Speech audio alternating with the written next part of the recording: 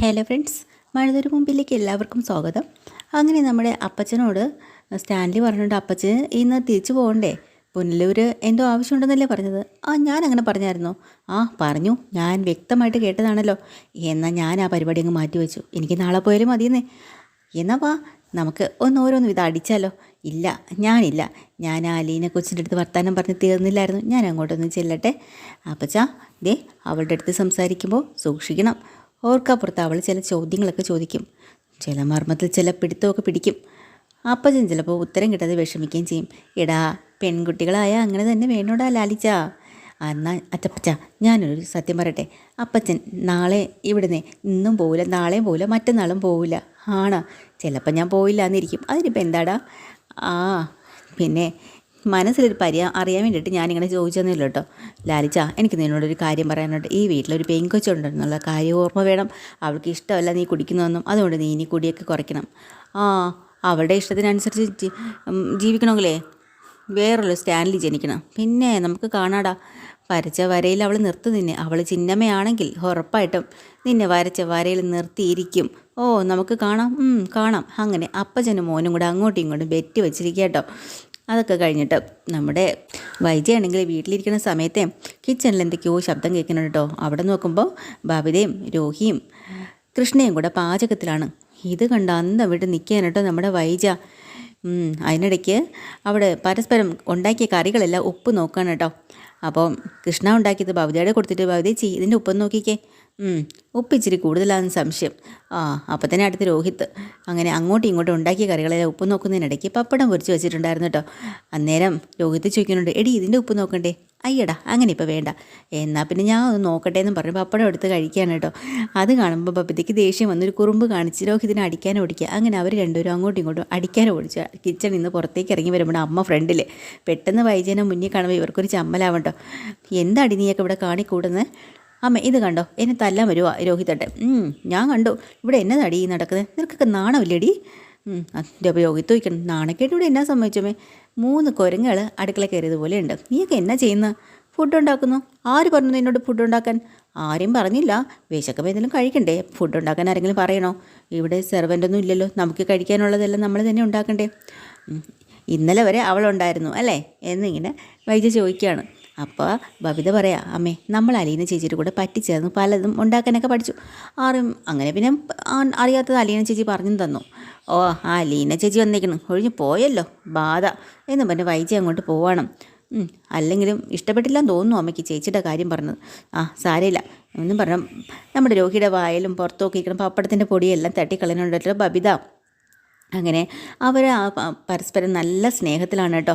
അതൊക്കെ കഴിഞ്ഞ് വീണ്ടും നമ്മുടെ സ്റ്റാൻലി ജോസഫിൻ്റെ വീട്ടിൽ കാണിക്കുകയാണ്. അവിടെ പുതിയ ഒരാളെത്തിയിട്ടുണ്ട് കേട്ടോ. നമ്മുടെ സ്റ്റാൻലിയുടെ ഡ്രൈവറായിട്ടുള്ള ആളാണ്. അയാളിപ്പം അലീന വന്നതിന് ശേഷം അവിടെ ഇല്ലായിരുന്നു. എന്തോ ആവശ്യത്തിന് വീട്ടിലേക്ക് പോയതാണ്. 1-2 ദിവസം ലീവായി പോയി. അങ്ങനെ അതെല്ലാം കഴിഞ്ഞ് ഇവിടെ വരികയാണ് കേട്ടോ പുതിയൊരാളായിട്ട്. അന്നേരം അവിടെ അപ്പച്ചൻ നിൽപ്പുണ്ടായിരുന്നു. എടാ, ഒരു ഉത്തരവാദിത്തം ഇല്ലാതെ ഇവിടുന്ന് പോയിട്ട് എത്ര ദിവസമായിടാ? നീ ഇല്ലാതെ ഇവിടെ ലാലിച്ചന് പറ്റില്ല എന്നുള്ള കാര്യം നിനക്ക് അറിയത്തില്ലേ എന്നൊക്കെ പറഞ്ഞ് വഴക്ക് പറയുന്നുണ്ട് കേട്ടോ. അതെ, ഞാൻ വീട്ടിൽ പോയപ്പോഴത്തേക്കേ കൊച്ചിന് നല്ല പനിയുണ്ട്, വൈഫിനും വയ്യായിരുന്നു, അതുകൊണ്ടാണ് ഞാൻ താമസിച്ചത്. എടാ, ആ വിവരം ഇവിടെ ആരോടെങ്കിലും വിളിച്ച് പറയണ്ടേ? ഞാൻ ആൻ്റപ്പനോട് വിളിച്ച് പറഞ്ഞല്ലോ. പിന്നെ ബൈജുവിനെ കൊണ്ട് പോകാനായിട്ടൊക്കെ ഭയങ്കര പേടിയാണ് സാറിന്. അവൻ്റെ കൈ ഇപ്പോഴും തെളിഞ്ഞിട്ടില്ല. എങ്ങനെ തെളിയാനാ? ഇവനല്ലേ ആശാൻ എന്ന് അപ്പച്ചനും പറയാട്ടോ. എടാ, നീ പോയതിന് ശേഷേ ഇവിടെ ചില സംഭവങ്ങളൊക്കെ നടന്നിട്ടുണ്ട്. എന്ത് സംഭവം? അപ്പോഴാണ് അപ്പച്ചൻ പറയണത്, നീ അകത്തേക്ക് കയറി വാടാ, വന്നിരുന്നിട്ട് പറയാം. നീ ഇനി ഇവിടെ ലാലിച്ചനകത്തുണ്ട്. ലാലിച്ചൻ്റെ മുഖം കാണിച്ചതിന് ശേഷം നീ ഇതിനകത്ത് കയറിയാൽ മതി, അല്ലെങ്കിൽ ജോലിക്ക് പ്രവേശിച്ചാൽ മതി കേട്ടോ എന്നിങ്ങനെ നല്ല നിർദ്ദേശം കൊടുക്കാനായിട്ടോ വന്നിരിക്കുന്ന ആളിനോട്. അങ്ങനെ പുള്ളിക്കാരനെയും കൊണ്ട് നേരെ അകത്തേക്ക് കയറി ചെല്ലാണ്. അങ്ങനെ അയാൾ നേരെ കിച്ചണിലേക്ക് വെച്ച് പിടിക്കുക കേട്ടോ. അവിടെ ചെല്ലുമ്പോൾ അയാൾ പൗലോസ് ചോദിക്കണം, എടാ, നീ പോയതിന് ശേഷം ഇവിടെ കുറേ സംഭവങ്ങളൊക്കെ നടന്നു, എന്താണ് നീ ലേറ്റായത്? കല്യാണം, കുടുംബം, കുട്ടികളൊക്കെ ഇങ്ങനെയൊക്കെ തന്നെ. പിന്നെ ഇവിടെ എന്ത് സംഭവം നടന്നത്? ഇവിടെ ഒരു പെണ്ണ് ഇവിടെ വന്നിട്ടുണ്ട്. കേണൽ സാറിൻ്റെ മൂത്ത മകളാണെന്ന് പറഞ്ഞാണ് വന്നിരിക്കുന്നത്. അതെന്താടാ അങ്ങനെ? കേണൽ സാറിന് 3 മക്കളുണ്ടല്ലോ, അത് 3 പേരെ ഞാൻ കണ്ടിട്ടുണ്ട്. പക്ഷേ ഇതിനെ ഞാൻ കണ്ടിട്ടേ ഇല്ല. അത് ശരി. കാണാനെങ്ങനെ?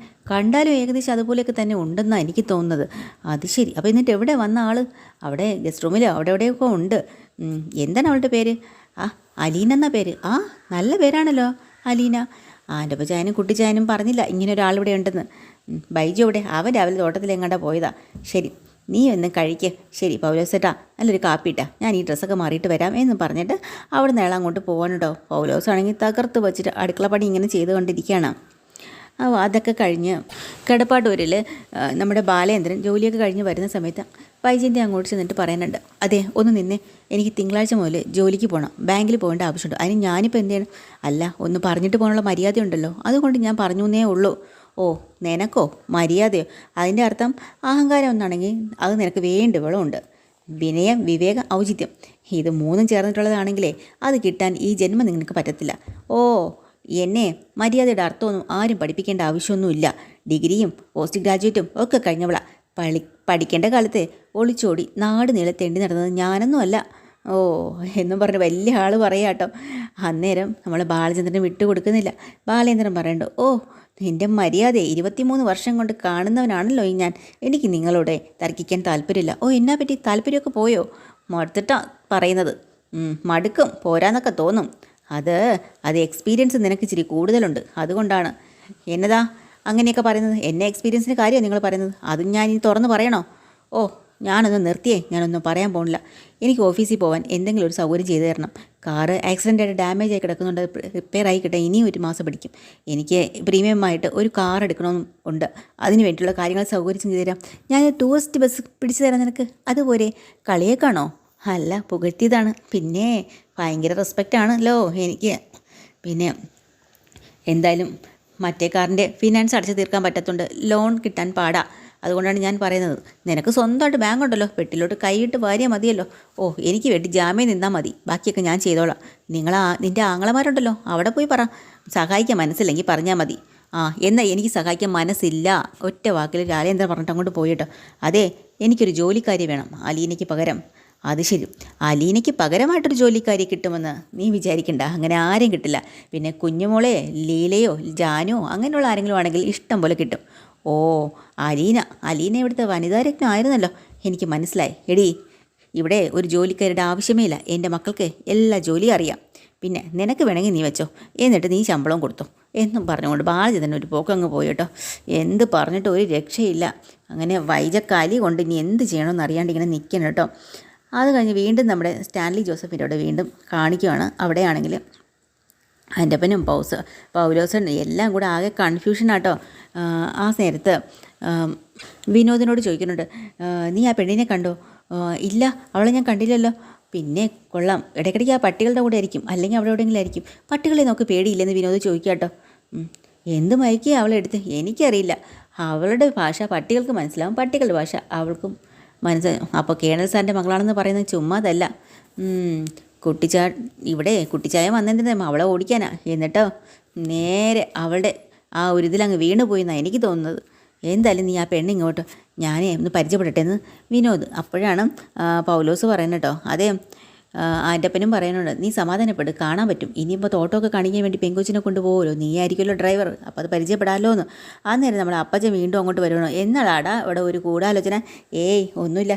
പിന്നെ നമ്മൾ പറയുമായിരുന്നേ, കുട്ടിച്ചായൻ പരക്കം വന്നതേ ആ പെണ്ണിനെ ഇവിടുന്ന് ഓടിക്കാൻ വേണ്ടിയിട്ടല്ലേ. എന്നിട്ട് എന്നാ പറ്റി?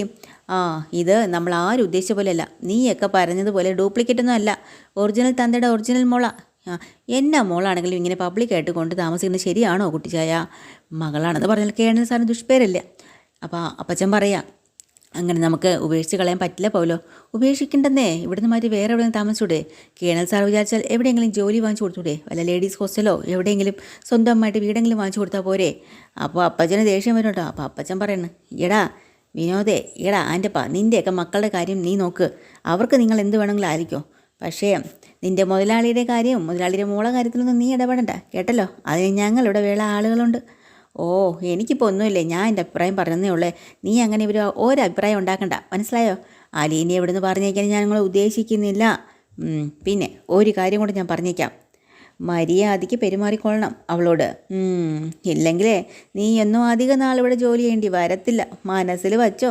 ഇത്രയും പറഞ്ഞിട്ട് കുട്ടിച്ചായൻ അങ്ങ് അകത്തേക്ക് കയറി പോവാട്ടോ. ആൻ്റപ്പനും പൗലോസൊക്കെ പറഞ്ഞ് നിൽക്കുക, ഇവർക്കൊക്കെ എന്നാ പറ്റി? സായിപ്പിനെ കണ്ടപ്പോൾ കവാത്ത് മറന്നുപോയി എന്ന് പറയുമ്പോഴാണല്ലോ ആ പെണ്ണിനെ കണ്ടപ്പോൾ അപ്പനും മോനും വെളിവില്ലതായോ. അങ്ങനെ അവർ ചിന്തിച്ചുകൊണ്ട് നിൽക്കുകയാണ് കേട്ടോ. അങ്ങനെ ആൻ്റപ്പനെ വിളിച്ചിട്ട് പറയുന്നുണ്ട്, അതെ അവളെ ഇങ്ങോട്ട് വിളിച്ചോണ്ട് വാ കൊച്ചിനെ. ഞാൻ ഇവിടെ നോക്കിയിട്ട് കണ്ടില്ലേ, അത് ശരി കാണില്ല, ഒന്നീ ആ പട്ടികളുടെ കൂട്ടത്തിലായിരിക്കും, ഇല്ലെങ്കിൽ അടുക്കളായിരിക്കും, അത് അടങ്ങിയിരിക്കത്തില്ലെന്നേ എന്നിങ്ങനെ ആൻ്റപ്പൻ പറയാട്ടോ.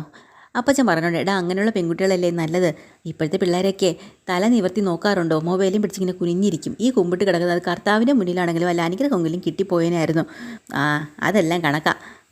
എന്തായാലും ആ പെൺകൊച്ചിനെ ഇങ്ങോട്ട് വിളിച്ചുകൊണ്ട് വന്നേ. അങ്ങനെ ആൻ്റപ്പൻ നേരെ അലീനെ വിളിച്ചുകൊണ്ട് വരാമെന്ന് പറഞ്ഞ് പോകട്ടോ. അല്ലെങ്കിൽ ഇവനൊക്കെ ഇങ്ങനെ തന്നെ വള പറഞ്ഞുകൊണ്ടിരിക്കും, വന്നൊരു കാര്യം പറഞ്ഞ് അപ്പം തന്നെ ചെയ്യത്തേയില്ല. അങ്ങനെ അലീനയും കൂട്ടി ആൻ്റപ്പനെ ഇങ്ങോട്ട് വരുവാണ് കേട്ടോ. അന്നേരം അപ്പച്ചനാണെങ്കിൽ അലീനെ കാണുമ്പോൾ തന്നെ അപ്പച്ചന് ഭയങ്കര സന്തോഷമാണ് കേട്ടോ. വല്യപ്പച്ചൻ എന്നെ വിളിച്ചായിരുന്നോ, നീ എവിടെയായിരുന്നു കൊച്ചേ എന്ന് ചോദിക്കുക. ഞാൻ നിന്നെ നോക്കിയിട്ട് അവിടെയൊക്കെ നോക്കിയിട്ട് കണ്ടില്ലല്ലോ. ഞാൻ പറഞ്ഞില്ലേ അപ്പോഴേ നമ്മുടെ നായ്ക്കളെടുത്ത് വർത്താനം പറഞ്ഞിട്ടിരിക്കുകയായിരുന്നു. എടാ ആൻ്റപ്പ നിന്നോടാണോ ഞാൻ ചോദിച്ചത്, നീ പോയി നിൻ്റെ പണി നോക്കടാ. ഞങ്ങൾ വല്യപ്പച്ചനും മോളും സംസാരിക്കുന്നതിൻ്റെ ഇടയ്ക്ക് നിനക്ക് എന്നതാടാ കാര്യം. ഫസ്റ്റ് ആ പണിയെടുത്തുകൊണ്ട് എന്നെ വിളിച്ച് പറഞ്ഞതും പോരാ, കൊള്ളാം. അല്ലെങ്കിലും പാലം കിടക്കണം നാരായണ. ഏതാ നാരായണൻ്റെ പണിക്ക് പോ എന്നും പറഞ്ഞ് ആൻ്റപ്പനെ പറഞ്ഞു വിടാനുണ്ട്. എന്നിട്ട് കൊച്ചിനോട് പറയാനുണ്ട്, കൊച്ചേ നീ പോയി റെഡിയായിട്ട് വാ, നമുക്ക് തോട്ടം വരെ ഒന്ന് പോവാം. അവിടെ നീ പോയിട്ടുണ്ടോ? പോയിട്ടില്ല, പക്ഷേ പപ്പ പറഞ്ഞിരുന്നു പോകുന്ന കാര്യം. അത് ശരി. അതെ, അവൻ്റെ കയ്യിൽ എന്നൊക്കെ ഉണ്ടെന്നും എന്തൊക്കെയാണെന്നും വസ്തുവകകളായാലും എന്തെല്ലാം കാര്യങ്ങൾ ഇതൊക്കെ നമുക്ക് അറിയണ്ടേ. അതെന്താ ഞാൻ അറിയണ അപ്പച്ച, അതൊക്കെ നിനക്കും കൂടി ഉള്ളതല്ലേ.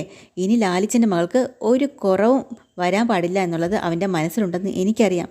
ഇതൊന്നും ഉണ്ടെന്നറിഞ്ഞും ആഗ്രഹിച്ചും ഒന്നും വന്നവളല്ലല്ലോ വല്യപ്പച്ച ഞാൻ.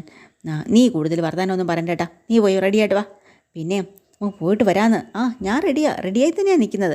എടാ ആൻ്റപ്പാ, ഇന്ന് വാടാ ഇങ്ങോട്ട്. ഇവന്മാരെ ഇങ്ങനെ കിടന്ന് വിളിച്ചാലേ വരുള്ളൂ. ചെവി പൊട്ടെന്ന് വിളിക്കണം. എന്നാ ചായ വിളിച്ചത്? നീ ഇങ്ങോട്ട് വന്നേടാ. അങ്ങനെ ആൻ്റപ്പൻ അവിടെ നിന്ന് ഇങ്ങോട്ട് വരുവാണ് കേട്ടോ. നീ പോയി ലാലിച്ചനോട് പറ, നമ്മളിവിടെ റെഡിയാണെന്ന്, തോട്ടത്തിൽ പോകാനാ, പെട്ടെന്ന് വരണം. പോയി പറയടാ. വാ മോളെ, നമുക്ക് അങ്ങോട്ട് ഇറങ്ങി നിൽക്കാം. ആൻ്റപ്പനാണെങ്കിൽ ദേഷ്യം വന്നു കേട്ടോ. കാരണം കടുവായെ പിടിക്കാൻ വേണ്ടി കിടുവായി കൊണ്ടുവന്നിട്ട് കിടുവായും ഒന്നിച്ചായല്ലോ എന്ന് പറഞ്ഞ് അയാൾ ഇവിടെ നിൽക്കണം കേട്ടോ. അപ്പോഴാണ് സ്റ്റാൻലി ജോസഫ് കുറച്ച് ഇങ്ങനെ വെറുതേക്ക് ഇറങ്ങിയിട്ട് അങ്ങനെ താഴോട്ട് വരുമ്പോൾ വണ്ടിയൊക്കെ ആൻ്റപ്പൻ ഇവിടെ പോകാനുള്ള ജീപ്പും കാര്യങ്ങളൊക്കെ റെഡിയാക്കി തുടപ്പിച്ച് വെച്ചിരിക്കുന്നുണ്ട് വിനോദിനെ കൊണ്ടിട്ടെ. അന്നേരമാണ് ഇവർ മൂന്നുപേരും കൂടെ ഇറങ്ങി വരുന്നത്. അപ്പോൾ നമ്മൾ സ്റ്റാൻലി ചോദിക്കുന്നുണ്ട്, എല്ലാം റെഡിയായോ? റെഡി ആയിട്ടുണ്ട്. അപ്പോൾ വിനോദാണല്ലോ സാധാരണ സ്റ്റാൻലിയുടെ ഡ്രൈവർ. അപ്പോൾ അയാൾ ചോദിക്കുന്നുണ്ട്, ഞാൻ കൂടെ വരട്ടെ സാറേ, ഇടയ്ക്ക് നിങ്ങൾ ഡ്രൈവ് ചെയ്യണമെങ്കിലേ ഞാൻ കൂടെ ഇരിക്കാം. അപ്പോൾ സ്റ്റാൻലിയാണ് ഡ്രൈവിംഗ് സീറ്റിൽ കയറിയിരിക്കുന്നത്, അതുകൊണ്ടാണ് പുള്ളിക്കാരൻ ചോദിച്ചത്. അപ്പോൾ സ്റ്റാൻലി പറയുന്നത്, ഇന്നിപ്പോൾ നീ എന്തായാലും വരണ്ട, അതിൻ്റെ ആവശ്യമൊന്നുമില്ല, എനിക്ക് കൊണ്ടുപോകാന്നുള്ളതേ ഉള്ളൂ എന്ന് പറയാം. ആ സമയത്താണ് അപ്പച്ചനും അലീനയും കൂടെ അവിടെ നിന്ന് ഇങ്ങനെ ഇറങ്ങി വരും കേട്ടോ. അപ്പോൾ ആൻ്റപ്പോൾ ഓടിപ്പോയി വിനോദിനോട് പറയാം, നോക്കിക്കേ ദേ വരുന്നുണ്ട്, അതാണ് പെങ്കൊച്ച്. അലീനെ കണ്ട വിനോദ അന്തം വിട്ടുപോയി കേട്ടോ. കാരണം ശരിക്കും പറഞ്ഞാൽ കേണൽ സാറിൻ്റെ മകളെന്ന് പറയാനുള്ള എല്ലാ പ്രൗഢിയും ഒക്കും അലീനയ്ക്കുണ്ടല്ലോ. അയാളാണെങ്കിൽ ആകെ കണ്ണ് മിഴിച്ചു പോയി, ഇതാണോ മോള്? അപ്പം പിന്നെ ഇതെങ്ങനെ കള്ളമാണ്, മോളല്ല എന്നൊന്നും പറഞ്ഞാൽ ആരും വിശ്വസിക്കത്തില്ലല്ലോ എന്നായിട്ടോ. അപ്പം ഞങ്ങളെന്നാൽ കയറട്ടെടാ എന്ന് അപ്പച്ചൻ ചോദിക്കുകയാണ്. അന്നേരം സ്റ്റാൻലി പറയാം, അപ്പച്ചൻ പുറകിലോട്ടിരുന്നോ, അലീന ഫ്രണ്ടിൽ കയറ്, അലീനയ്ക്ക് കാഴ്ചകളെ കാണട്ടെ, ആദ്യമായിട്ടല്ലേ സ്റ്റേറ്റിലേക്ക് പോകുന്നത്. അന്നേരം അലീന പറയാം, സാരമില്ല ഞാൻ പുറകിലിരുന്നോളാം. അപ്പം അപ്പച്ചൻ പറയാം, മോളെ നീ ഫ്രണ്ടിൽ തന്നെ ഇരുന്നാൽ മതി, നീ ഫ്രണ്ടിൽ ഇരിക്കേണ്ടവളാണ്. ഞാനൊക്കെ കുറേ ഇരുന്നതല്ലേ, കയറിക്കോ, കുഴപ്പമില്ല, വല്യപ്പച്ചൻ മുന്നിലോട്ടിരുന്നോ, ഞാൻ പുറകിലിരിക്കാന്നേ. അപ്പം തന്നെ നമ്മുടെ സ്റ്റാൻലിക്ക് ദേഷ്യം വരും കേട്ടോ. സ്റ്റാൻലി ഒരു പട്ടാളക്കാരനല്ലേ. ഉടനെ പറയാനുണ്ട് അവിടുന്ന്, അലീന ഞാൻ പറഞ്ഞത് എന്താ കേട്ടില്ലായിരുന്നോ? കേട്ടു. അനുസരിക്കാൻ എന്താണ് നിനക്ക് ഇത്ര മടി? അലീനയുടെ മുഖം പെട്ടെന്ന് അങ്ങ് വാടിപ്പോയി കേട്ടോ, അച്ഛൻ്റെ നിന്ന് വഴക്ക് കിട്ടിയപ്പം. അങ്ങനെ അവരൊരു നല്ലൊരു യാത്ര ഇങ്ങനെ പോവുകയാണ് കേട്ടോ, രസമായിട്ട്. അതാണ് ഇന്നത്തെ എപ്പിസോഡിൽ. ഡീറ്റെയിൽഡ് എപ്പിസോഡ് വീണ്ടും വരാം. ചാനൽ ഇഷ്ടമായി ലൈക്ക് ചെയ്യുക, സബ്സ്ക്രൈബ് ചെയ്യുക. താങ്ക്